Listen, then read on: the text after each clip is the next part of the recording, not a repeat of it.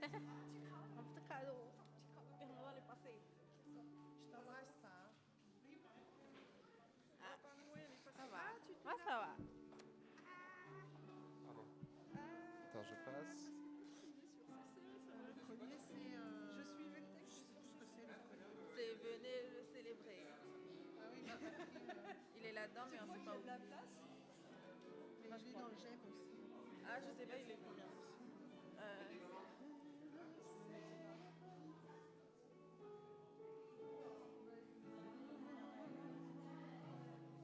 C'est le GM 500.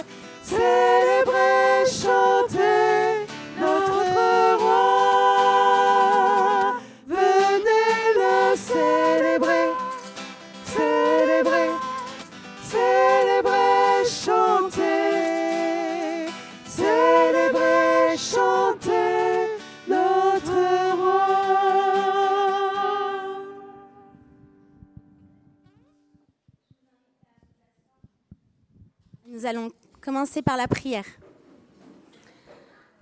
Seigneur, nous te remercions parce que, comme le dit ce chant ce matin, nous pouvons venir pour célébrer ton grand nom, Seigneur. Et nous voulons vraiment être dans la joie ensemble de pouvoir t'apporter nos louanges. Seigneur, on le disait ce matin avec le groupe de louanges, parfois on vient et on est fatigué, on n'est pas très bien, on n'a pas la forme. Et pour autant, Seigneur, tu es celui qui nous donne la force, tu es celui qui nous rend forts dans nos faiblesses, dans nos vulnérabilités. Et tu honores, Seigneur, le fait que voilà, nous présentions devant toi. Bénis ce culte, bénis les gens qui nous suivent aussi sur Facebook, bénis vraiment chacun, que nous puissions repartir avec cette joie, cette célébration dans nos cœurs. Saint-Esprit, conduis et que cette parole puisse nous parler, nous toucher, nous vivifier. Amen. Amen. Bienvenue à chacun. Donc c'est le dernier dimanche de l'Avent. Après, ensuite, on se voit pour l'après. Mais là, on est encore dans cette pré-célébration. Et c'est une joie de vous accueillir. Alors pour ceux qui viennent régulièrement au temple, pour les personnes qui nous visitent pour la première fois ou qui sont nouveaux dans notre paroisse, vraiment, soyez bénis, accueillis et que vous puissiez vous sentir comme à la maison. C'est la maison du Père, donc c'est votre maison aussi. Et vraiment que voilà, ce matin, ce culte soit un parfum de bonne odeur pour notre Seigneur, mais aussi un sujet de grâce pour vous. Et je voulais juste demander à Françoise, c'est le temps de l'Avent, mais on a oublié d'allumer notre belle couronne à 4 bougies. Donc on va en profiter parce que c'est le dimanche où on peut avoir les 4 lumières allumées, donc on ne va pas se priver. Hein. Pour ce temps d'accueil aussi, mais je vois qu'elle n'est pas encore là. J'avais voulu honorer et en même temps embêter un peu notre Isabelle, donc la femme de notre pasteur Isabelle, qui a célébré son anniversaire hier. Mais voilà, je pense qu'elle va arriver un petit peu plus tard, donc on aura la joie de lui célébrer ensemble. Et puis nous allons, voilà, je vous laisse un petit peu vous installer. Nous allons démarrer notre culte par cette déclaration de foi. C'est souvent ce que nous faisons en assemblée. On aime bien proclamer, déclamer ensemble ce en quoi nous croyons, quelles sont les bases de notre foi. Et nous aimons pouvoir déclamer ce symbole des apôtres en communauté. Donc je vous invite à vous lever, ça va être projeté. Et nous allons le faire d'une seule voix. Je crois en Dieu, le Père Tout-Puissant, Créateur du ciel et de la terre. Je crois en Jésus-Christ, son Fils unique, notre Seigneur, qui a été conçu du Saint-Esprit et qui est né de la Vierge Marie. Il a souffert sous Ponce Pilate, il a été crucifié, il est mort, il a été enseveli, il est descendu aux enfers. Le 3e jour, il est ressuscité des morts. Il est monté au ciel, il siège à la droite de Dieu, le Père Tout-Puissant. De là, il reviendra pour juger les vivants et les morts. Je crois au Saint-Esprit, à la Sainte Église universelle, la communion des saints, la rémission des péchés et la résurrection de la chair et la vie éternelle. Amen. Je vous invite à vous asseoir. C'est toujours bon de proclamer ça ensemble, de se rappeler les bases de notre foi, de notre espérance. Et nous continuons ce culte par le temps des annonces, parce qu'il y a des activités dans l'église et qu'on puisse vous les communiquer. Mais je vois qu'Andrea n'est pas là. Arnaud, est-ce que tu peux nous faire un petit récapitulatif ? Juste pour que ton fils vienne devant. C'est ça, c'était parce que je voulais vous montrer ma 3e merveille. Il est tellement beau. On est le 22. Ça veut dire que dans 2 jours, on a la vigile de Noël pour le 24 à 19h. Alors, comme je l'ai annoncé dans les annonces sur WhatsApp, si vous n'êtes pas sur WhatsApp, je vous encourage à scanner le QR code qui est au-dessus de Dominique, là-bas. C'est un petit QR code vert. Ça vous permet d'être connecté à l'ensemble de la communauté WhatsApp avec les différents groupes. et notamment les annonces du vendredi. Merci, je vois que tu les as mis, Navid, bravo, tu es tellement réactif. Et donc, comme je le disais, vendredi, on a donc ce mardi 24, la vigile de Noël, et il y a souvent un peu de monde. Aujourd'hui, c'est un peu plus calme que la semaine dernière. On était 120 la semaine dernière. Je ne sais même pas comment on a fait pour rentrer à 120. Mais donc, généralement, la vigile du 24, il y a du monde. Je vous encourage à ne pas venir pour 19h, mais pour venir un peu avant. Le culte, on va essayer. Bravo au groupe de louanges aussi là, d'avoir commencé à l'heure aujourd'hui. Et donc là, mardi, 19h, je vous encourage à venir dès 18h30. Si vous voulez espérer avoir de la place pour vous garer. Sinon, il y a de la place dans les rues aux alentours. Mais voilà. Et puis certainement que comme dimanche dernier, on va faire qu'une seule allée avec comme ça plus de chaises de part et d'autre. Le lendemain, mercredi 25, on a aussi un culte. C'est le même horaire que quand on a le culte le dimanche, donc 10h45. Et à l'issue de ce culte, pour ceux qui le souhaitent, il y a un déjeuner. Mais à l'inverse de d'habitude, habituellement, nos déjeuners, c'est un repas partagé. Chacun vient avec ses spécialités, on met tout en commun et c'est super sympa comme ça. Là, c'est un déjeuner où Isabelle et moi, on le prépare de A à Z et concrètement, on le fait sur inscription. Donc, si le mercredi 25, à l'issue du culte, vous dites « Ah ben moi, je voudrais bien rester au déjeuner », peut-être une personne éventuellement, mais ça sera difficile de faire plus. On essaye vraiment de faire en fonction du nombre de personnes parce qu'on essaye de mettre les petits plats dans les grands. Donc c'est vraiment un beau repas de Noël. En général, on est une petite vingtaine. Donc c'est l'occasion pour certains de ne pas être tout seul. Pour certains, normalement, ils devraient être à 2, 3 et ils se disent « Ah bah allez, on va fêter en église ». C'est assez chouette. Papa. Ouais. Regarde, il y a papa qui est là-bas. Donc ça, c'est la semaine prochaine. On a toujours le groupe de prière tous les mardis à 14h, sauf que pendant les vacances scolaires, c'est uniquement par Zoom et pas Zoom et Temple, comme ça se passe le reste de l'année quand c'est en période scolaire. On n'a pas le culte du jeudi de 10h pendant les vacances scolaires, ça reprendra en janvier. Je sais qu'Anta était très frustrée parce qu'elle aime le culte du jeudi avec le repas qu'on partage. C'est vraiment très sympa cette ambiance qu'on a le jeudi et qui est à 10h normalement, mais donc là il n'y a pas pendant le temps des vacances scolaires. Et puis même chose pour la formation biblique des enfants et des adolescents, il y a une pause pendant les vacances scolaires. Je fais juste un petit save the date sur l'année prochaine, 2025. Anne-Marie, je crois que le deuxième samedi, il y a quelque chose que tu gères. Est-ce que tu veux prendre 2 secondes le micro ? On se retrouvera ici à 14h30, si je ne me trompe pas, oui, c'est 14h30, pour une réunion de dames. Donc, que vous ayez 18 à 99 ans, vous êtes les bienvenus et on vous attend. Un petit moment de cocooning, on fera. Donc ça, c'est le 11, donc 14h30, groupe des femmes, groupe des dames, des demoiselles, donc à partir de 18 ans. Et puis, bienvenue à chacune, chacun. Vous entrez dans la maison du Seigneur et il est ravi de vous accueillir. Il vous avait préparé, il vous avait mis dans les bonnes dispositions pour venir jusqu'ici. Vous pouvez venir, voilà, il y a des chaises là.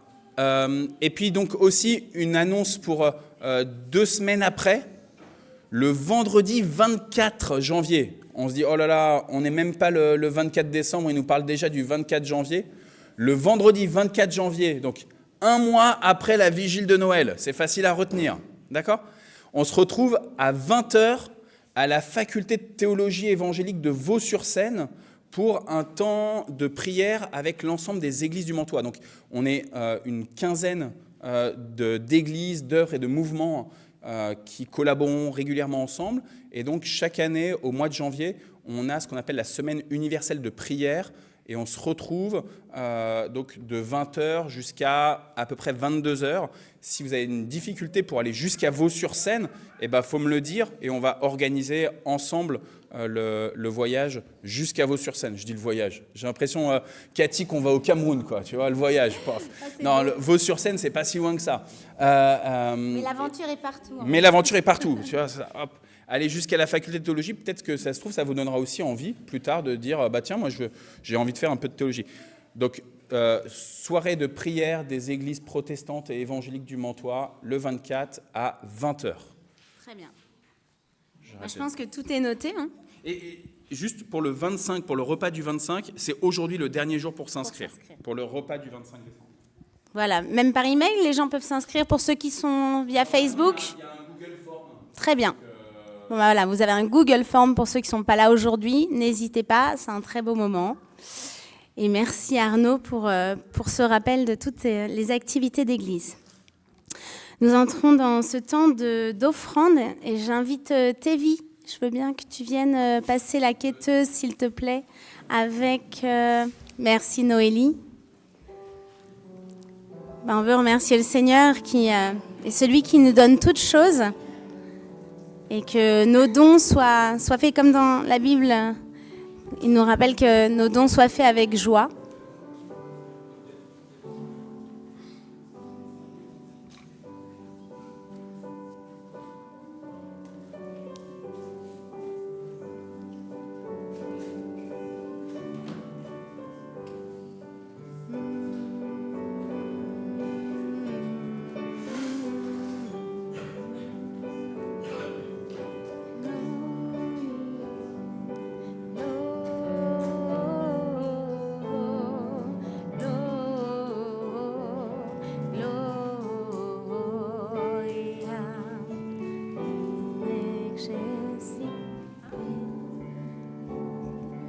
Tévi, tu veux bien rendre grâce pour les offrandes ?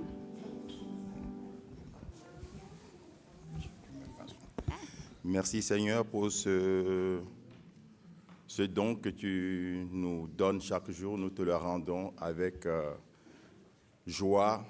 C'est toi qui nous le donnes. Nous te le remercions et nous pensons à tous nos frères et sœurs qui ne sont pas là. Et veille sur chacun et nous te rendons grâce infiniment. Amen. Amen.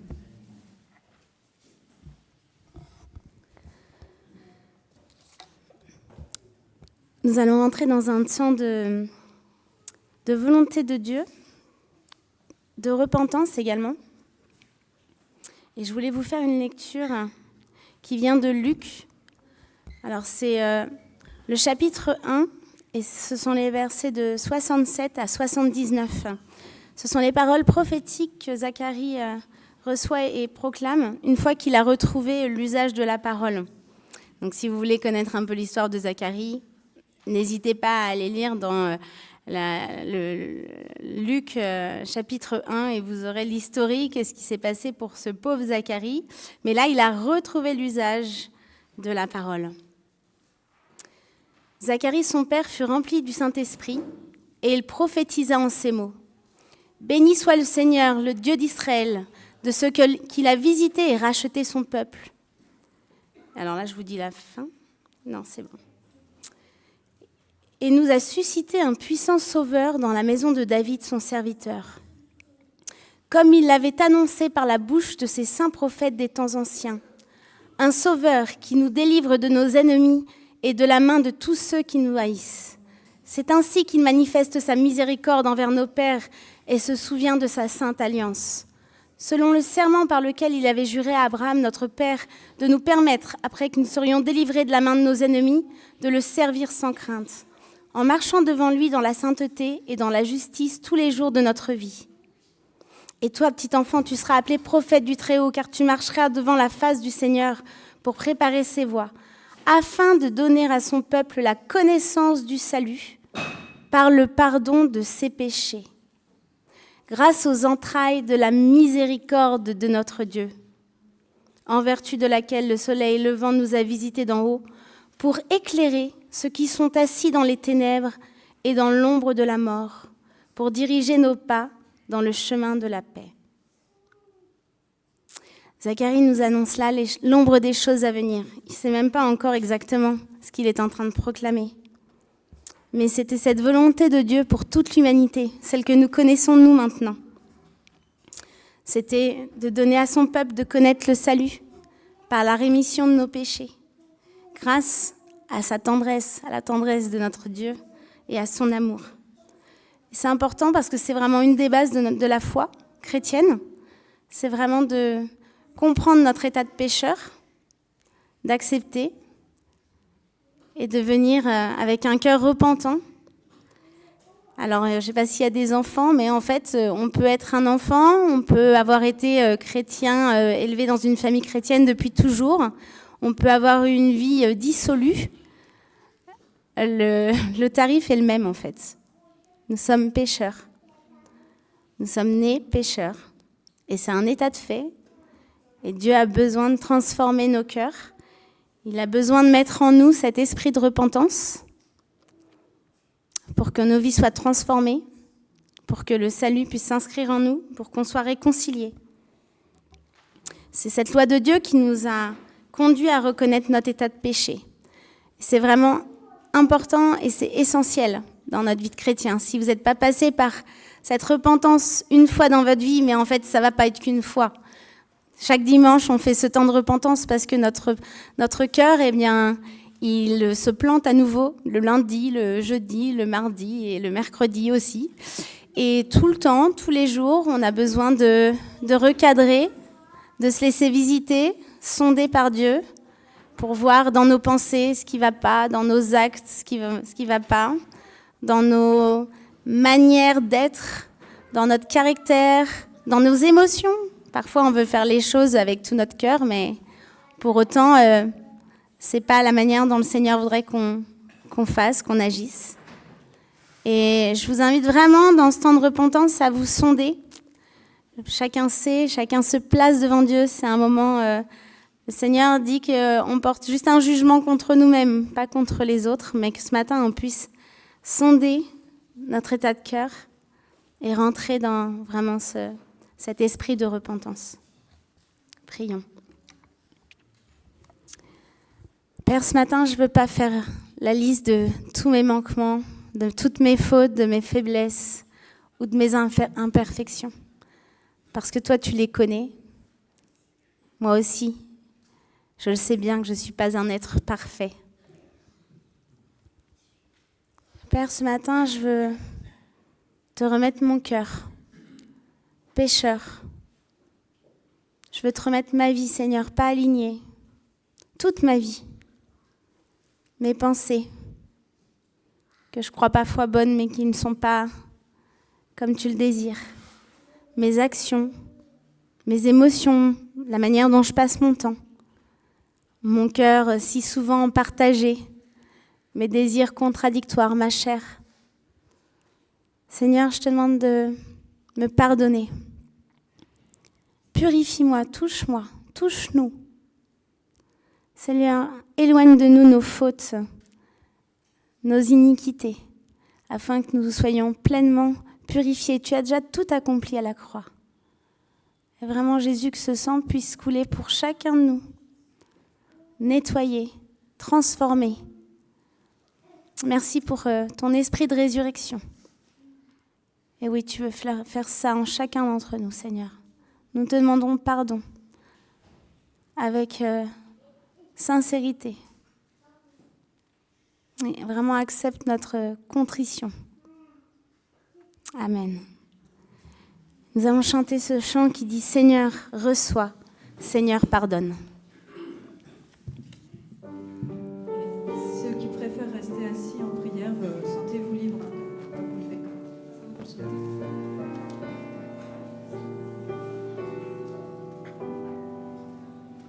Seigneur, reçois, Seigneur, pardonne notre misère et nos péchés, et ce pardon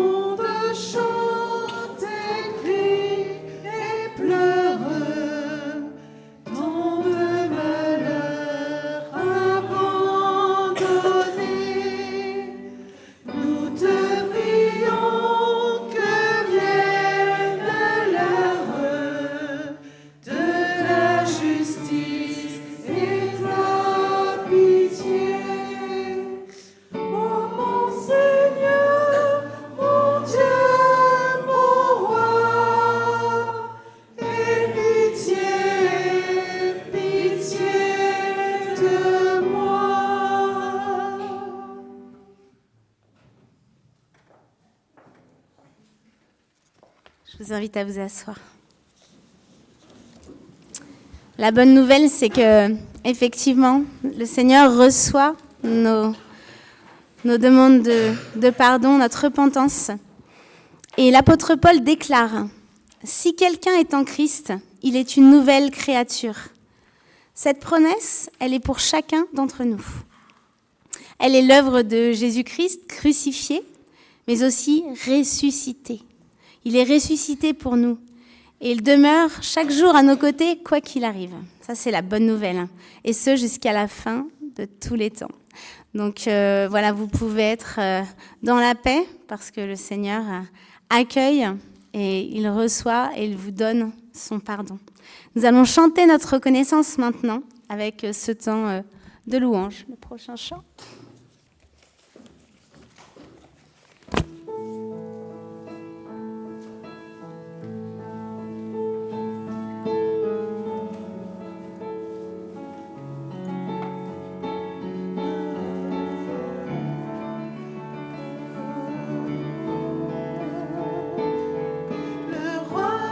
Sa splendeur,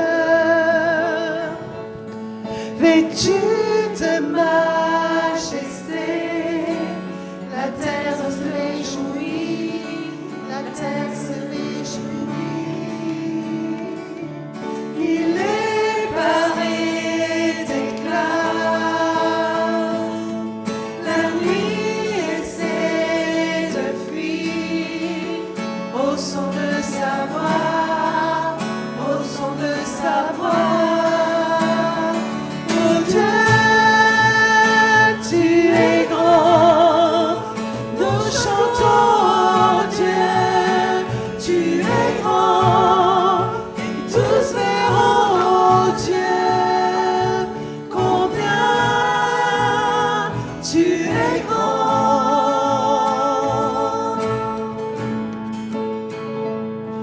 car son âge il règne, les temps sont dans sa main, commencement et fin, commencement et fin. Le Père, le Fils, l'Esprit, Trinité divine, le lion et l'agneau, le lion et l'agneau. Oh Dieu, tu es grand. Nous chantons, oh Dieu, tu es grand. Et tous verront, oh Dieu, combien tu es grand.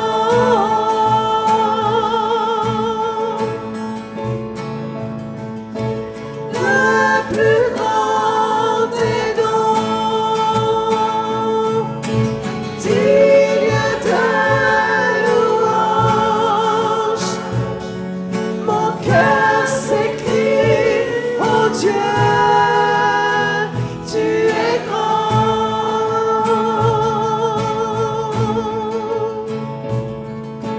Le plus grand des dons, digne de louange, mon cœur s'écrie, oh Dieu, tu es grand.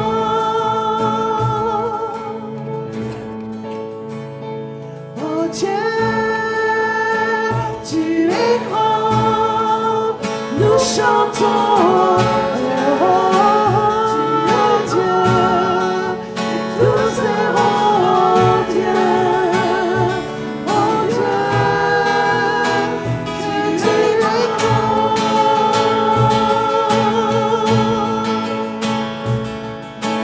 Dieu, tu es grand, nous chantons, oh Dieu, tu es grand, et tous verront, oh Dieu, combien tu es grand.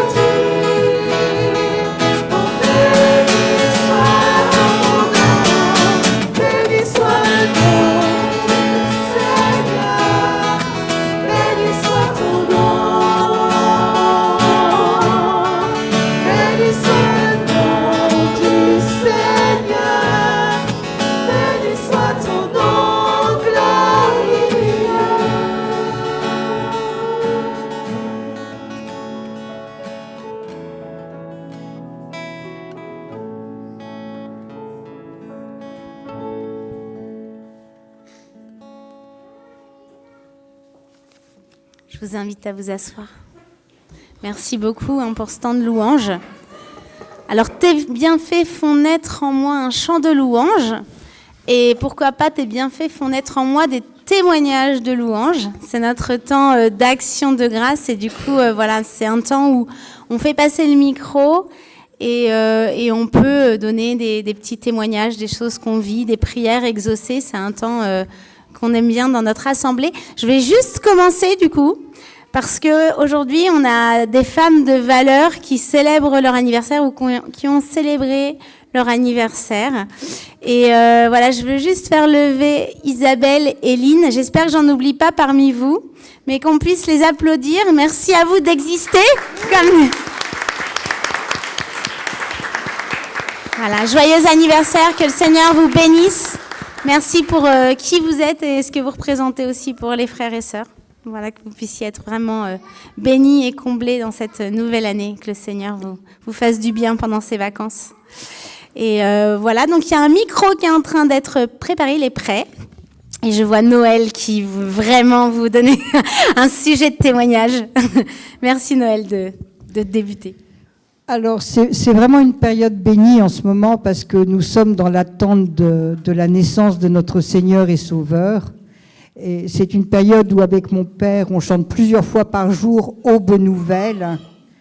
Pour sauver son peuple, Dieu va venir et ça nous donne énormément de joie. Pourtant, j'ai pas fait de décoration de Noël parce qu'on le fait pas chez nous cette année. On allume juste une bougie quand on chante. J'ai juste Joseph, Marie, l'âne. J'ai pas fait un grand tralala.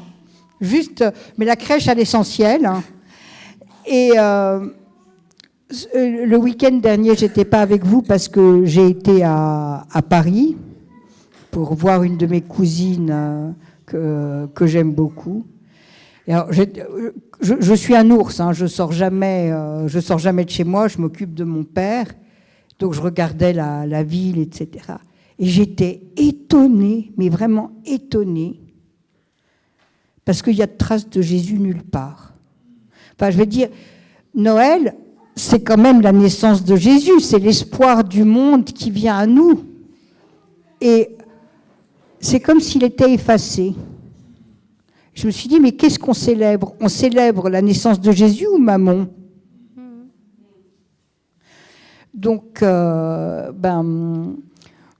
je me suis dit, il faut vraiment que, comme du coup aussi, parce qu'on était là, on a été à Saint-Eustache, et c'était très beau. Ils distribuaient la soupe, et ça fait du bien de se retrouver entre chrétiens. Et il faut vraiment qu'on se conforte entre chrétiens. Parce que, je veux dire, c'est important. C'est pour nous tous que... Et il faut vraiment qu'on affirme Jésus-Christ. Donc, faisant mes courses à Carrefour, je dis merci beaucoup, que la grâce, la joie et l'amour de Jésus-Christ soient avec vous pour ce Noël. Alors, on me regarde d'un drôle d'œil. J'imagine. Mais je crois vraiment que dans cette laïcisation à l'extrême, qui est presque une agressivité contre Jésus, c'est important qu'on le proclame.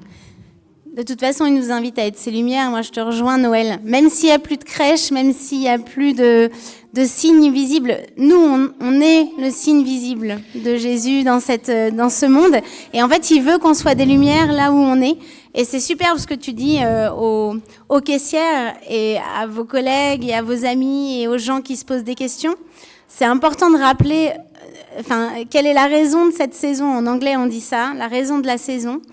Et je pense que nous, on est cette voie-là. On est cette lumière-là pour l'humanité, parce que très clairement, Noël, ça apporte de la joie, mais il y a aussi beaucoup de gens en souffrance. Et des fois, ça ravive même des choses difficiles, des gens qui ont des histoires avec leur famille qui étaient compliquées. Et je pense que Noël, c'est vraiment pas la joie pour tous. Mais nous, on a cette espérance à transmettre. On a ce message à donner. Et que oui, c'est super d'être en famille, mais il y a des gens qui n'ont pas de famille. Oui, c'est super de pouvoir célébrer, mais il y a des gens qui n'ont pas les moyens de le faire. Mais Jésus est venu pour ceux qui sont brisés. Exactement. Et en fait, la joie du salut, ça sera toujours le plus important cadeau, le plus beau cadeau de Noël que vous puissiez faire. Hein. Je pense que Véro, elle voulait dire quelque chose. Oui. Non? Ou Arnaud voulait que Véro dise quelque chose. Je sais pas, tu vois. J'ai senti, tu vois. Non, tu veux pas rendre grâce pour... Ok, pardon, excuse-moi alors. Je suis désolé. Arnaud? Merci Vanessa. Ah bah tu vois, c'était pas Véro, c'était Vanessa. Ça commence par un V aussi. Ouais, ça commence par un E aussi. Bon, je ne vais pas me lever, hein. Bonjour à tous. Moi, je voudrais juste simplement remercier le Seigneur pour sa fidélité. 2024, vraiment, moi, j'ai vu la fidélité de Dieu dans ma maison. Et je voudrais juste encourager quelqu'un ce matin pour dire, peu importe la situation, quelle qu'elle soit, le Seigneur Jésus est vivant et il est fidèle. Amen. Et il ne manque jamais. C'est vraiment un secours dans la détresse. Donc que quelqu'un soit encouragé ce matin. Merci Vanessa. Merci Vanessa. Il y a Thibaut. Moi, je voudrais remercier le Seigneur parce que cette semaine, donc c'était la dernière semaine de cours. Alors, moi, je suis professeur dans un collège et je suis professeur principal d'élèves de 3e aussi. Et du coup, la dernière semaine de l'année, à chaque fois, ils ont des stages, vous savez, les stages de 3e. Et dans ma classe, donc tous mes élèves avaient fini par trouver un stage. C'était pas faute de les secouer pour qu'ils en trouvent un. Mais ils avaient tous trouvé un stage, sauf un élève qui n'avait pas trouvé de stage jusqu'au dernier moment. Et moi, j'étais vraiment inquiet. Je me disais, mais il va jamais trouver de stage. Alors, c'est un élève qui était en grande difficulté scolaire, qui était très absentéiste l'année dernière, qui a une situation familiale compliquée. Il vit tout seul avec sa mère, qui a quand même du mal à s'occuper de lui vraiment. Et il y a un éducateur qui vient à la maison une semaine sur 2. C'est un petit peu compliqué, mais c'est un enfant qui est pas du tout désagréable en classe. Voilà, il est juste très effacé, mais il a besoin de soutien. Et je suis allé du coup dans le bureau à l'administration, aller voir ma collègue Marianne qui s'occupe du secrétariat. Et je lui dis, bon, écoute, Marianne, il faut vraiment qu'on trouve une solution, là, parce que lui, il n'a pas de stage, je sais pas quoi faire. Elle m'a dit, bah écoute, attends, je vais regarder un peu ce qu'il y a dans le coin, on va essayer d'appeler, tant pis, même ça va être difficile, on va essayer de trouver, quoi. Donc on a appelé un peu tous les magasins aux alentours, hein. Et ils nous disaient à chaque fois, non, on a déjà des stagiaires. Bah oui, c'est pour ça que je leur dis de trouver tôt, parce qu'après, il n'y a plus de place.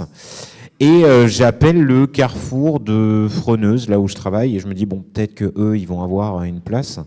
Et je tombe sur une dame qui était très gentille à l'accueil et qui me dit, bah écoutez, je me renseigne auprès de mon chef, mais a priori, c'est possible. Et du coup, elle me dit, bah écoutez, oui, on peut en prendre un, mais il faudrait qu'il vienne là dès ce soir, parce que c'était le vendredi. Donc c'était vraiment juste avant qu'on termine la semaine pour le stage. Et du coup, je suis allé le voir tout de suite, l'élève en question, là, qui avait cours. Je l'ai sorti du cours de maths. Je lui ai dit, bon, ce soir, tu m'écoutes. Tu finis les cours à quelle heure? Il m'a dit, je finis à 17h. À 17h30, tu te dépêches, tu vas au Carrefour, tu vas à pied, t'habites où, machin. Et y aller. Et j'ai rappelé le soir même la maman, donc du coup, il était 19h30. Et elle m'a dit, oui, ça s'est très bien passé, il a été très bien accueilli. Et du coup, on a pu signer les papiers. Il vous les apporte dès qu'il peut, mais voilà. Donc, je suis très content. Et j'ai pu passer le voir, d'ailleurs, pendant qu'il était au stage. Il était dans les rayons du Carrefour, en train de remettre des produits, etc. J'ai pu discuter avec la manager. Elle m'a dit, oui, il se débrouille bien, il est ponctuel, il vient à l'heure, tout ça. Donc, j'étais quand même soulagé pour lui, et puis il avait l'air d'être content de ne pas être mis à l'écart aussi par rapport à ses camarades, quoi. Donc voilà, merci Seigneur d'avoir pu un peu guider tout ça au dernier moment dans des échéances qui sont toujours très serrées, et d'avoir pu trouver l'endroit, le moment, le lieu approprié, quoi. Donc merci pour tout. Merci Seigneur, ouais. Il ouvre les bonnes portes. Il y avait... J'arrive après Guillaume. Oui, alors moi, lundi, à la dernière minute, j'ai invité mon frère avec qui je m'entends pas vraiment bien. Et puis, le repas s'est extrêmement bien passé, c'était un repas de Noël. Et dans le courant de l'après-midi, j'apprends qu'il y avait un décès dans ma famille.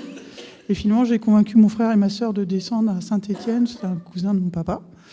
Et on arrivait pile au moment de la cérémonie dans une église orthodoxe. Et j'ai trouvé que tout était un peu surréaliste et assez magnifique. Il y avait juste un rayon de soleil qui illuminait le cercueil et nous.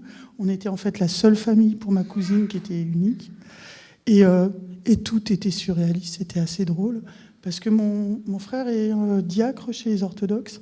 Et du coup, celui qui devait officier, il était à moitié en train de faire une crise cardiaque. Donc c'est mon frère qui avait fait à la moitié des choses, etc. Mais tout était beau. Ce que je trouvais d'extraordinaire, c'est que ma cousine, elle n'était pas du tout dans la peine de faire partir son papa, quoi. Et je me suis dit, waouh, on a fait un bon truc de descendre, de faire un aller-retour de 1000 km pour cet enterrement, parce qu'on l'a laissé partir. Mais franchement, pendant tout le déroulé, j'ai l'impression qu'il y avait vraiment Dieu qui était là, qui illuminait tout. C'était très, très lumineux, incroyable. Le cousin de ton papa était croyant ? Oui, il était très croyant, il était chez les orthodoxes. Et il était marié avec quelqu'un qui était très catholique, ou je sais pas quoi. Et donc, ils étaient proches aussi du pape qui venait manger chez eux, etc. Et j'ai découvert une communauté grecque orthodoxe à Saint-Étienne qui était née de l'histoire des mines. Et donc, en Rhône-Alpes, ils sont pas énormément, mais enfin, c'est quand même 1500. Cette communauté-là, ils sont peut-être 10 000 autour de... Et c'est assez joli. Je connais peu, peut-être Arnaud connaît plus, mais nos frères orthodoxes, on connaît. Je sais qu'ils font Alpha. Je sais que Samuel, je me rappelle qu'il y avait des églises, donc église, ouais. voilà, et qui se retrouvent autour de cet instrument d'évangélisation commun avec les bases de la foi. Et je sais que l'Église orthodoxe est bien impliquée chez Alpha aussi. Merci pour tous ces témoignages. Alors attends, il y a un dernier avec Guillaume là-bas. Ah, c'est un dimanche. Bonjour. Voilà, il m'est arrivé quelque chose d'assez, j'allais dire marrant, mais c'est cynique. Vous trouverez le mot vous-même. Tous les matins, je suis obligé de prendre un médicament qui est... Bon, jusqu'à la fin de ma vie, il n'y a rien d'extraordinaire là-dedans, qui s'avère assez dangereux, mais je suis obligé de le prendre. Et il y a eu un changement de posologie dans ce médicament-là, fait par le fabricant. Médicament identique, boîte identique. Donc, j'ai continué à prendre le nombre de cachets habituels, etc. Il s'avère qu'au dosage où j'étais, c'était 3 fois la dose mortelle. Le premier jour, j'aurais dû me retrouver aux urgences avec plus de foie, avec antidote, perfusion et tout le Bataclan. Et que ça, je l'ai fait pendant 15 jours. Ils se sont aperçus de l'erreur ? Non, c'est moi qui m'en suis aperçu. Et quand j'ai contacté le médecin, ça a été qualifié de miracle. On dit c'est pas possible. Et bon, bénis le Seigneur. Bah oui, clairement. Merci au Seigneur que tu sois encore avec nous, Guillaume. Et, il voulait que tu sois encore ici. Alors, il y a Elisabeth aussi qui voulait juste encore. Oui, je vais témoigner. Moi, c'est par rapport aux demandes qu'on fait, des demandes sincères pour être aidé. Et d'abord remercier la gratitude pour ce qu'on a reçu, parce que la gratitude, c'est très important. Et je vais faire d'abord par ordre chronologique, il y a à peu près 25 ans. Bon, mon père est décédé l'année dernière. On a des rapports toujours conflictuels, ça n'a jamais été un père pour nous. Quand notre mère est décédée il y a 32 ans, ça va faire 32 ans en janvier, au bout de 6 mois, il a refait sa vie. Pendant 10 ans, je ne l'ai pas vu jusqu'à ce que cette femme le quitte. Et un jour, il y avait de la haine, je haïssais mon père, et je voulais même le tuer jeune. Mon frère et moi, on avait des idées suicidaires, et je me suis dit un jour, il faut que je pardonne. Et j'avais vraiment le désir sincère de pardonner. Et c'est à peu près il y a 25 ans, je suis tombée dans un supermarché sur un livre sur le pardon. Sans ce livre, je n'aurais pas pu pardonner, parce qu'il faut une méthode. Pour un fait bien précis, bien concret, c'est facile de pardonner, mais pour des choses qui se sont accumulées pendant des années, il faut une technique, une méthode. Et ça m'a pris 3 ans pour pardonner. Il s'appelle l'oiseau, on disait le père Piaf. Je n'ai jamais dit mon père, j'ai commencé par dire le père. Et ça m'a pris 3 ans pour arriver à dire mon père. Et bon, quand cette femme l'a quitté, il est revenu vers moi. Je l'ai accepté. Après, des années, il voulait me voir, des années, il ne voulait pas me voir. L'année dernière, j'allais à la cérémonie. Depuis un certain nombre d'années, j'avais décidé d'aller à la cérémonie du 11 novembre parce que il est porte-drapeau, il a fait la guerre du Vietnam, donc j'ai voulu assister pour lui faire plaisir. Et il y a 4 ans, il m'a dit, je ne viendrai pas à ton anniversaire, tu viendras pour le mien. Je suis allée au restaurant où il était le dimanche, il m'a viré du restaurant. Qu'est-ce que tu fais là? Tu es grosse, tu es une déception pour moi. J'ai raté ma vie. Alors le but c'est de rendre grâce à oui, non mais non mais du coup, ce que moi je comprends de ton témoignage, Elisabeth, c'est que le Seigneur t'a donné de pouvoir pardonner. Cette année aussi, j'ai fait une rencontre par internet. Déjà, je voulais vraiment m'en sortir par rapport à tous mes problèmes. J'étais avec le désir sincère. J'ai trouvé une thérapeute qui est venue à moi dans un centre de vie sociale. J'ai pas eu besoin de la chercher. Je vois des synchronicités. J'ai été aidée par rapport à cette rencontre. À chaque fois que j'ai demandé et remercié, j'ai été aidée. J'ai trouvé. Tu sens que Dieu met des choses sur ta vie et des aides. Je suis aidée pour que cette rencontre se passe bien. J'ai trouvé, ça se passait mal, j'étais assez négative et je suis allée au salon du bien-être de Passy-Sœur. J'ai trouvé une énergéticienne qui a fait une conférence sur la positivité. Alors là, ouais. Donc, là, on est moins sur la reconnaissance à Dieu, du coup. Pas mal de fois, c'est temps-ci, voilà. Non, mais merci, Elisabeth. Alors, vas-y, Arnaud. Je t'en prie. Muriel, est-ce qu'on peut le garder pour mardi ou mercredi? Est-ce que tu acceptes? Parce que je suis juste en train... En fait, c'est pour ça aussi que là, j'étais en train de faire arrêter Elisa. C'est qu'il est déjà 11h40. J'aurais dû dire 3-4 témoignages. C'est moi, j'ai pas été assez claire. Et du coup, en fait, on sent que Dieu, il est puissant et qu'il tient bien les choses en son temps. Et il nous corrige aussi quand il faut nous corriger. Je voudrais juste revenir sur le pardon, que c'est un processus. Et ça, c'est vrai. Après, voilà, le Seigneur peut vraiment toucher directement le cœur des gens. Il y a des gens qui pardonnent de manière miraculeuse comme ça. Il y a des gens, ça va mettre des années. Mais le Seigneur, c'est vrai qu'il nous demande de pardonner pour pas garder cette amertume en soi. Donc là-dessus, je te rejoins après, que ce soit par un livre. Le Saint-Esprit peut utiliser tout et tout et n'importe quoi, on le voit dans la parole. Mais voilà, soyons bien dans la sagesse de reconnaître ce qui est de Dieu et ce qui ne l'est pas. Et voilà, je vous remercie pour ces témoignages. Merci pour encourager vos frères et sœurs. Arnaud, tu m'as juste rappelé quelque chose qu'on n'a pas dit pendant les annonces. C'est pour le membership, pour devenir membre de l'Église en tant que tel, pouvoir voter aux assemblées générales. Il y a peut-être parmi vous des gens qui viennent régulièrement mais qui ne sont pas membres de notre Église. Et du coup, vous pouvez tout à fait demander à être membre. Il faut remplir un formulaire. Venir nous le remettre, on peut vous donner ça à la fin.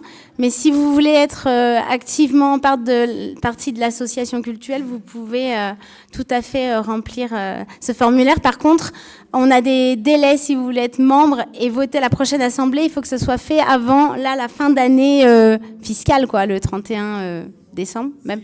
Si, année civile, ouais. Bon, bref, vous avez compris que moi, la paperasse, c'est pas mon truc. Voilà. On va rentrer dans ce temps de lecture de la parole et de la prédication et je vais inviter Thibaut à venir nous rejoindre.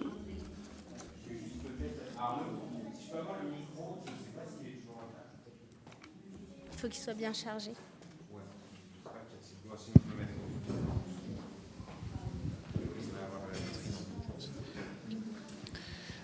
Alors, bonjour à tous. Je vais en rajouter une couche. Je vais refaire un petit peu de témoignage, puisque ce matin, on n'en a pas eu assez. Et je pense que le témoignage, ça reste quand même un des instruments aussi que Dieu il utilise pour nous parler au travers des témoignages des autres. On a parfois des éclairages sur la parole aussi. Il y a des textes qui nous paraissent obscurs, mais je pense que dans les parcours de vie de chacun, ça fait des résonances. Vous savez, ça fait un peu comme des caisses de résonance. Et c'est là où on arrive vraiment à être touché par la parole du Seigneur, aussi en écoutant ce que les autres ont vécu. Et je pense que c'est important aussi de s'écouter les uns les autres, en fait. C'est aussi comme ça qu'on arrive à être touché par la parole. Alors, avant de vous lire ce petit texte, j'aimerais dire quelques petites choses. Mais aujourd'hui, alors, ce matin, je suis plutôt apaisé en venant dans le temple ce matin, mais dernièrement, ça a été quand même une période assez difficile.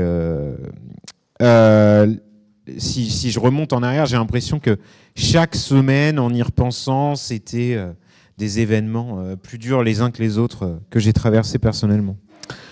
Il y a 2 semaines, donc dimanche matin, il y a 2 semaines, exactement au moment où on devait venir pour ce culte, on était aux urgences pour la première fois pour notre fille Mina. Alors, c'était pas quelque chose de dramatique, mais quand on est parent, quand c'est la première fois, c'est toujours un peu éprouvant. Hein. Alors, elle s'était cognée sur la tempe contre un coin de table de chevet, donc du coup, ça saignait. Alors, nous, on était forcément... on avait très peur, alors on a couru, on l'a mise dans la poussette, on était en pyjama, on n'était pas lavé, machin, allez, on file aux urgences, ça dure 4 heures, elle criait parce qu'elle était fatiguée. Plus de peur que de mal, hein, tout va bien aujourd'hui, mais voilà, fallait que ça arrive un dimanche matin. La semaine dernière, notre petite, elle avait la gastro, elle nous l'a redonnée, donc nous, on était extrêmement fatigués, éreintés, on n'en pouvait plus, elle non plus. C'était difficile. Vous ajoutez à ça que c'était une période pour moi au niveau du travail, de conseils de classe, de rendez-vous avec les parents. On rentre le soir, il est 20h, on est vraiment éprouvant. C'est l'hiver, il fait nuit en permanence, il fait froid, il pleut. J'ai eu l'impression enfin voilà, c'était éprouvant. Et j'ai eu un peu cette impression-là, vous savez, comme dans un blizzard. Il y avait comme un vent froid en permanence. On ne sait pas où on marche. On est fatigué. Le ressenti, il est horrible, il est froid. C'est mordant, c'est blessant constamment. Vous ajoutez à ça que... alors, il y en a certains d'entre vous qui ne savent peut-être pas, mais moi, j'ai perdu mon frère il y a 5 mois. Hein. Il a rendu son souffle le 29 juillet. On a fait les obsèques ici même. C'était un moment difficile aussi. Et ça, c'est quelque chose de sous-jacent, en fait, hein, qui est là constamment, qui n'est pas difficile dans le quotidien, mais c'est là en fond, vous savez. Malgré tout, enfin, je suis chrétien, je suis comme vous, j'ai l'espérance. Je sais qu'il y a le salut, je sais qu'il y a tout ça. Mais j'ai ce sentiment-là, ces derniers temps, qui fait sombre, en fait. C'est un petit peu ça, vous voyez. Malgré cette espérance, j'ai le sentiment d'être dans le noir. Et je pense que vous avez tous vécu des moments similaires, hein, des moments, comme on dit, hein, vous savez, de traverser du désert. Ces moments, on en vit tous. Là, moi, j'ai eu le sentiment vraiment que ces 3-4 derniers mois, ça a été pour moi un désert là, à traverser. Peut-être j'ai le sentiment d'arriver un petit peu au bout aussi, là, récemment, avec cette période de Noël. Le Seigneur, il a lui-même été éprouvé dans le désert, hein, par la faim, par la soif, par le malin. Les événements du chapitre 4 de l'évangile de Matthieu que vous connaissez bien. Alors aujourd'hui, ce n'est pas à ces événements-là qu'on va s'intéresser. Nous, aujourd'hui, le texte qu'on va lire, il est issu du chapitre 42 du livre d'Ésaïe. Vous savez, le livre d'Ésaïe, c'est le plus grand livre de prophétie de l'Ancien Testament. Alors, il y a de grandes chances que si vous ouvrez une page après les psaumes à peu près, vous allez tomber sur un truc d'Ésaïe. Ça prend quand même une très grande place dans l'Ancien Testament. Il y a beaucoup de choses, il y a beaucoup de contenu. Voilà, il y a 66 chapitres, hein, je crois, quand même. Donc, c'est un très grand livre de prophétie. Alors, nous, on va lire, là, ce matin, les versets 5 à 17 du chapitre 42. « Car voici ce que dit l'Éternel Dieu, qui a créé les cieux et les a déployés, lui qui a disposé la terre avec tout ce qu'elle produit, qui a donné la vie aux hommes qui la peuplent et le souffle de vie à ceux qui la parcourent. Moi, l'Éternel, moi, je t'ai appelé dans un juste dessein et je te tiendrai par la main. Je te protégerai et je t'établirai pour conclure une alliance avec le peuple, pour être la lumière des nations. Pour ouvrir les yeux des aveugles, pour tirer du cachot les prisonniers, de la maison d'arrêt ceux qui habitent les ténèbres. Moi, je suis l'Éternel, tel est mon nom. et je ne donnerai ma gloire à aucun autre. Je ne livrerai pas mon honneur aux idoles. Les prophéties anciennes se sont réalisées, et maintenant j'annonce des événements tout nouveaux. Et avant qu'ils ne germent, je vous les fais connaître. Chantez à l'Éternel un cantique nouveau. Entonnez sa louange aux confins de la terre, vous qui voguez sur mer, et vous qui la peuplez, vous les îles et les régions côtières, vous qui les habitez. Désert et villes du désert, campement de Kédar, élevez votre voix. Habitants de Séla, exultez d'allégresse. Du sommet des montagnes, poussez des cris de joie. Et rendez gloire à l'Éternel, que jusque dans les îles et les régions côtières, on publie sa louange. L'Éternel sortira comme un héros, comme un homme de guerre, il réveillera son ardeur. Il poussera des cris de guerre, des cris terribles, et il triomphera contre ses ennemis. Je me suis tu pendant longtemps, j'ai gardé le silence, je me suis contenu, mais maintenant, comme une femme qui enfante, je pousse des gémissements et je respire en haletant. Je m'en vais dévaster montagnes et collines et j'en dessécherai toute végétation. Je changerai les fleuves et j'en ferai des îles, j'assècherai les lacs. Les aveugles, je les ferai marcher sur une route qu'ils ne connaissent pas. Oui, je les conduirai sur des sentiers dont ils ignorent tout. Je transformerai devant eux leur obscurité en lumière et leur parcours accidenté en terrain plat. Tout cela, je l'accomplirai sans rien laisser d'inachevé. Mais ceux qui se fient aux idoles, qui disent aux statues de fonte, nos dieux, c'est vous, devront se retirer, couverts de honte. Parole du Seigneur. Alors dans ce texte, pour moi, on nous parle de quelque chose quand même d'important, une annonce. Les premiers versets, dans les premiers versets, verset 9, les événements du passé se sont produits et maintenant j'annonce des événements tout nouveaux. Avant qu'ils germent, je vous les fais connaître. Alors, bon, je pense que je dois être aliéné par le contexte politique actuel, mais quand j'entends parler d'annonce, c'est pas du tout un truc qui me fait plaisir. On nous annonce des trucs en permanence en ce moment. Là, on annonce un nouveau gouvernement, un nouveau Premier ministre. On nous annonce des choses. Il y a comme, vous savez, une lumière rouge qui clignote dans ma tête là, quand j'entends on va annoncer des choses. C'est pas du tout un truc qui est positif là en ce moment. Moi, je me mets... j'ai l'impression de ne plus avoir confiance en quoi que ce soit. Je me mets à la place du peuple juif de l'époque. Je ne sais pas si c'était quelque chose de spécialement positif quand ils entendaient les prophètes. Alors, en plus, vous savez, dans les prophéties, c'est quelque chose qu'on retrouve énormément. C'est le peuple juif ne se comporte pas bien, Dieu va arriver, va les corriger. Tout à l'heure, on parlait du fait qu'il fallait laisser Dieu nous recadrer comme ça. C'était aussi beaucoup le rôle des prophètes à l'époque. Ils étaient là pour aussi redire Dieu me parle pour vous dire vous ne vous comportez pas correctement, vous n'écoutez pas. Et je pense pas que les Juifs à l'époque d'Ésaïe avaient conscience du chamboulement qui allait se produire quelques siècles plus tard. Là, l'époque d'Ésaïe, c'est au 8e siècle avant Jésus-Christ à peu près. C'est un prophète qui a quand même vécu longtemps sous le règne de plusieurs rois, hein, pas d'un seul roi, sous plusieurs rois, il s'est passé énormément de choses à l'époque. Et voilà, je pense qu'à l'époque, ils n'avaient pas du tout conscience quand il leur disait quelque chose de nouveau va arriver, préparez-vous, que ça allait être vraiment un chamboulement qui allait provoquer le chamboulement, ça allait être la venue du Christ, quoi. Donc ils n'avaient pas conscience de ça. Ce qui me touche plus particulièrement, surtout moi dans ces versets, c'est une notion, et c'est une notion qui me touchait déjà avant dans le Nouveau Testament, mais il y a une notion d'universalité ici, en fait, qui est dite. On nous parle de montagne, on nous parle de désert, on nous parle de mer, on nous parle de toutes les géographies de la Terre, en fait. Et ça fait écho à d'autres versets d'Ésaïe qui sont dits plus tard dans ces prophéties, notamment quelque chose, ça a fait écho à ça.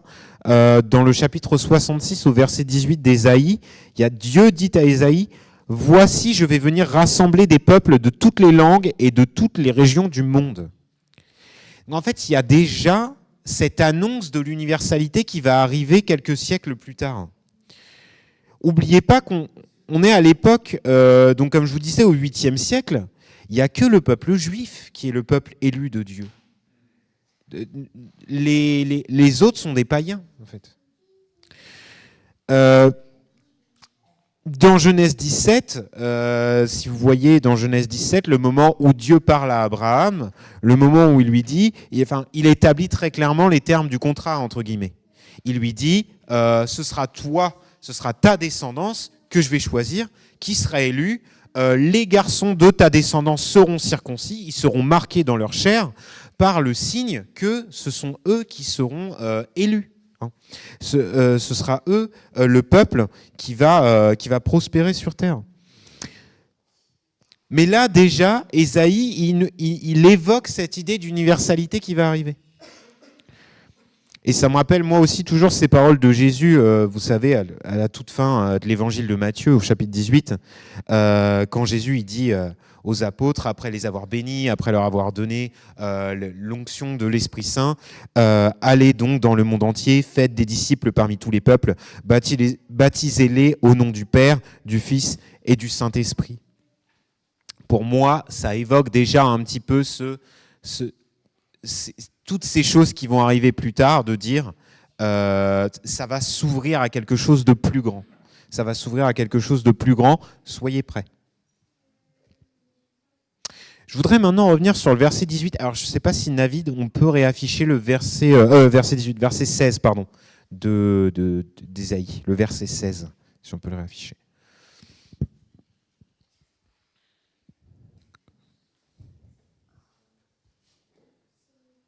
Ça commence par « Les aveugles, je les ferai marcher ». Les aveugles, je les ferai marcher sur une route qu'ils ne connaissent pas. Oui, je les conduirai sur des sentiers dont ils ignorent tout.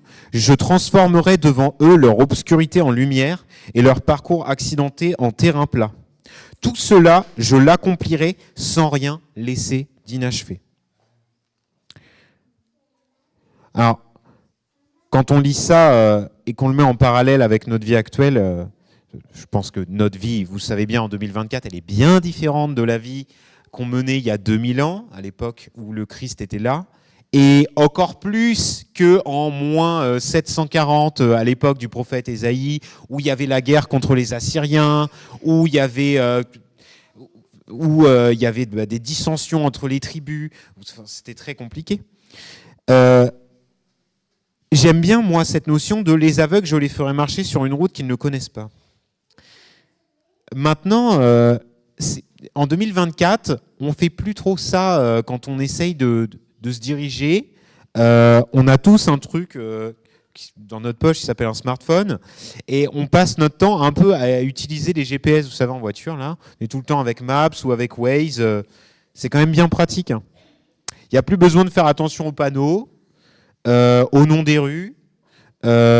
Non, c'est vrai, vous êtes là, vous dites, vous faites même plus attention au sens interdit, au machin, au truc. Non, juste à suivre la route, comme ça, sans réfléchir. Ça indique même quand il y a les contrôles de police et tout, quoi. C'est vraiment, il n'y a plus rien à penser. Vous entrez dans votre voiture, vous avez juste à suivre quelque chose. Moi, je me demande quand même comment il devait faire le peuple juif avant la venue de Jésus. Ça devait être quand même vraiment difficile. À l'époque, il fallait suivre scrupuleusement la loi de Moïse, celle-là même que l'Éternel lui avait donnée, lui avait dictée. Ils n'avaient pas avec eux en permanence cette lumière qu'est Jésus pour les guider dans l'obscurité, en fait. Ils devaient suivre scrupuleusement une loi. Et ils ne pouvaient pas non plus, quand ils avaient une question à se poser, alors tout à l'heure, nous, on rendait grâce au Seigneur, là, plutôt dans le culte, on a prié Dieu, mais en fait, on n'est pas juste devant Dieu, nous. Dieu, il ne comprend pas notre langue humaine bourrée de fautes, on s'exprime mal, on n'est pas juste devant le Seigneur. Et sans Jésus, on ne pourrait pas parler à Dieu. C'est Jésus qui nous permet de parler à Dieu. C'est lui qui intercède, comme on dit. Les Juifs, ils n'avaient pas, avant la venue du Christ, cette possibilité-là. Qu'est-ce qu'il fallait faire pour pouvoir demander quelque chose au Seigneur ? Il fallait passer par un prêtre qui lui-même s'était sanctifié en ayant procédé à des sacrifices, en ayant procédé à tout un tas de choses très complexes. Alors j'avais remis un petit peu le nez dans le Deutéronome il n'y a pas longtemps, j'en parlais avec ma femme. Il y a des choses vraiment, ça me dépasse toujours aujourd'hui, quoi. C'est extrêmement précis, c'est des choses très compliquées. En tant que chrétien, qui suis arrivé un peu chrétien sur le tard, moi c'est des choses qui me paraissent très très très loin en fait. Parce que je suis arrivé, il y avait déjà tout ça, il y avait déjà Jésus, on pouvait déjà parler à Dieu au travers de Jésus. Donc tout ça, c'est voilà. Alors, ils pouvaient, comme je vous disais, prier l'Éternel, mais ils n'étaient pas justes, quoi. Donc, je voudrais aujourd'hui, voilà, qu'on se rappelle que on a accès en permanence à une lumière qui peut nous éclairer dans la nuit, quand on va mal, quand là on traverse des périodes de désert. La période actuelle de l'hiver, elle peut être compliquée. Tout à l'heure, on a eu plein de témoignages de moments de vie qui sont des moments de vie touchants et qui montrent que tout le monde vit des choses difficiles. Je pense que, en plus, avec les guerres actuellement et tout ça, on est rappelé à ça en permanence. Là, il y a eu un drame horrible là, récemment sur le marché de Noël en Allemagne. Là, il y a des personnes qui ont été blessées, il y a eu des morts. C'est encore quelque chose d'horrible. Et parfois, en fait, on est perdu, quoi. Moi-même, là, vraiment, je sais pas comment j'ai réussi à tenir jusque-là cette période de Noël, parce que les 3 derniers mois, même les 5 derniers mois, ils ont été particulièrement éprouvants. J'ai été éprouvé. Mais on a la chance, aujourd'hui, en tant que chrétien, d'avoir toujours une boussole avec nous. On a la chance d'avoir toujours un petit... vous savez, comme les bougies qui éclairent là, même dans la nuit noire, on a toujours une petite lueur comme ça à pouvoir suivre. Et je vous encourage aussi à jamais abandonner, parce que vous avez toujours cette espérance et vous avez toujours cette petite lueur qui peut vous permettre de retrouver votre chemin si vous égarez à un moment donné. C'est normal de s'égarer quand on est humain, mais vous avez toujours la possibilité de retrouver le chemin aussi. Et je vous encourage à essayer toujours de la fixer quand vous êtes perdu, de fixer cette lueur-là, de vous dire, ok, le Christ, c'est par ici qu'il veut que j'aille, alors on va essayer de suivre ce chemin. Voilà. Je ne vois pas grand-chose, mais c'est pas grave, dans la nuit, on va essayer de se rapprocher de cette lueur. Je voudrais maintenant prier le Seigneur avec vous. Merci Seigneur d'avoir toujours eu un plan pour nous. Merci de nous avoir donné ton Fils. Merci de ne pas avoir gardé ta grâce pour un seul peuple, mais pour toute l'humanité. Merci de toujours, grâce à ton Fils, nous avoir donné une lueur qui nous éclaire dans la nuit. Lorsqu'on est perdu, on a toujours possibilité de retrouver le chemin que tu as prévu pour nous. Merci Seigneur de ne jamais nous faire faux bond. Et pardonne-nous Seigneur de nous, parfois, nous éloigner du chemin. Je te prie Seigneur que voilà, tu bénisses tous les gens qui souhaitent te rencontrer et que tu sois vraiment audible à ces gens-là. Tu nous as donné Jésus pour qu'on puisse te parler dans toutes les langues. Et vraiment, j'encourage tout le monde à ne pas hésiter à s'adresser à toi pour la moindre chose, puisque maintenant nous pouvons le faire.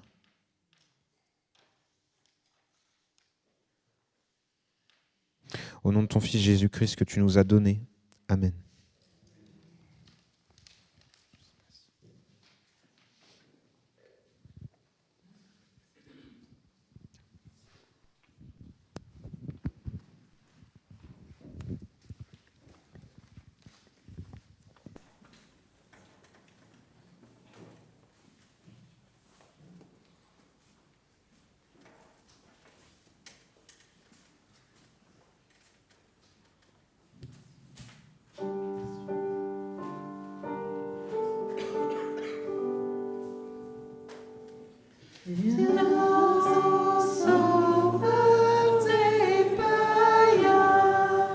Car les hommes de tout temps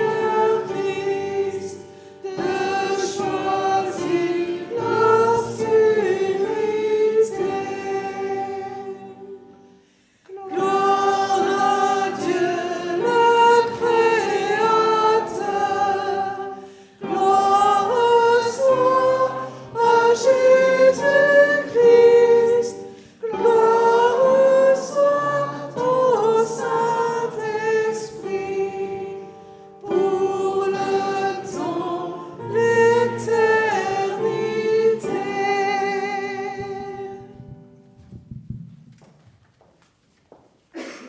Je vous invite à vous asseoir. Nous rentrons dans notre dernier temps qui est ce temps d'intercession. Vous pouvez tout à fait fermer les yeux. Dieu notre Père, nous te rendons grâce pour le don gratuit de ton amour, en pourvoyant à nos besoins tant matériels que spirituels. Mais la plus grande expression de ton amour, c'est le don de ton Fils Jésus-Christ, notre Seigneur. En l'acceptant comme notre Sauveur, tu nous révèles que ce don gratuit ne fait pas de nous des êtres passifs. Et Seigneur, tu nous invites à vivre de la même manière que lui, dans le monde en souffrance dans lequel nous sommes. Tu nous y envoies pour que nous y apportions la paix, Seigneur. Seigneur, nous te demandons en tant qu'Église de fortifier notre foi, afin qu'on puisse relever cette mission que tu nous as confiée et être à l'image du Christ dans ce monde perdu, qui a besoin de ta lumière, comme nous le rappelait Thibaut, Seigneur. Nous te prions pour nos autorités, pour que nos dirigeants aient la sagesse dans la gestion des crises, aussi bien économiques, politiques que sociétales, Seigneur. Ce monde et nos dirigeants en particulier ont besoin de toi. Seigneur, aucun humain n'est assez brillant, assez sage pour pouvoir arriver à diriger cette humanité sans ton aide, Seigneur. Nous te prions aussi pour les pays en guerre. Seigneur, fais cesser ces violences. Envoie ta paix dans ces peuples en souffrance, Seigneur. Interviens, notamment dans ces périodes de Noël, mais pas que, Seigneur. Nous te demandons vraiment d'intervenir et de faire régner ta paix là où il y a la violence. Seigneur, nous te prions pour la pauvreté, pour ces pays qui luttent et qui sont vraiment en grande pauvreté, Seigneur. Donne des solutions pérennes, Seigneur, mais aussi des dirigeants non corrompus. Seigneur, vraiment, nous te prions. Parce que toi, tu nous as dit que tu avais à cœur l'orphelin, Seigneur, le pauvre, celui qui n'a pas, Seigneur, et tu veux pourvoir. Seigneur, nous te prions pour les malades, les personnes endeuillées, comme le rappelait Thibaut, par rapport à ce drame en Allemagne, Seigneur, tous ceux qui ont perdu un proche, quelqu'un ou dont la vie est encore entre les mains des médecins, Seigneur. Nous te demandons d'apporter le réconfort. Seigneur, nous te remettons aussi ces prisonniers qui souffrent d'une manière ou d'une autre, Seigneur. Nous te demandons vraiment d'apaiser leur souffrance, de sécher les larmes. Et Seigneur, qu'ils puissent accueillir ton amour qui s'offre à tous. Enfin, Seigneur, nous voulons aussi te demander de nous donner ton esprit d'unité à nous qui sommes ici présents. Seigneur, nous te demandons ta bénédiction pour cette semaine de fête, de célébration qui arrive, Seigneur. Même quand on traverse des épreuves difficiles, même quand on traverse des déserts, eh bien, Seigneur, tu rallumes en nous la flamme de ton Esprit Saint, afin que nous soyons fermes dans la foi, parce que ta fidélité, on l'a rappelé ce matin, elle est sans faille. Ton amour se renouvelle chaque matin, tes bontés également. Seigneur, tu n'es pas venu pour juste une partie de cette humanité, mais tu es venu pour chaque être humain, chacun de nous, mais aussi tous ceux qui ne te connaissent pas, Seigneur. Et maintenant, Seigneur, unis par la même foi, nous disons la prière que Jésus nous a enseignée. Notre Père qui es aux cieux, que ton nom soit sanctifié, que ton règne vienne, que ta volonté soit faite sur la terre comme au ciel. Donne-nous aujourd'hui notre pain de ce jour. Pardonne-nous nos offenses, comme nous pardonnons à ceux qui nous ont offensés. Et ne nous laisse pas entrer en tentation, mais délivre-nous du mal, car c'est à toi qu'appartiennent le règne, la puissance et la gloire pour les siècles des siècles. Amen. Et pour ce dernier dimanche de l'Avent, je voulais vous laisser avec cette bénédiction.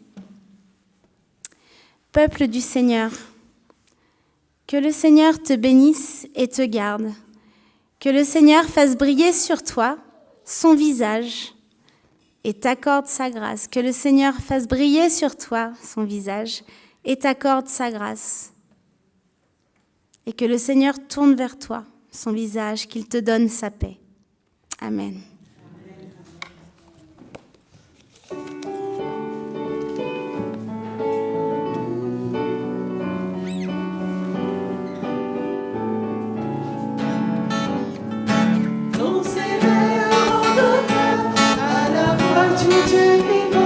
Nous retrouverons la source du bonheur.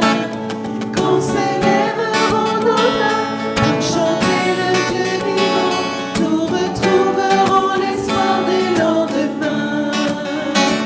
Il saura briser nos âmes, il saura changer nos cœurs, il viendra sécher nos larmes, il viendra chasser nos peurs. Quand s'éveilleront nos cœurs à la voix du Dieu vivant, nous retrouverons la source du bonheur. Quand s'élèveront nos mains pour chanter le Dieu vivant, nous retrouverons l'espoir des lendemains. Plus sur notre terre, il sera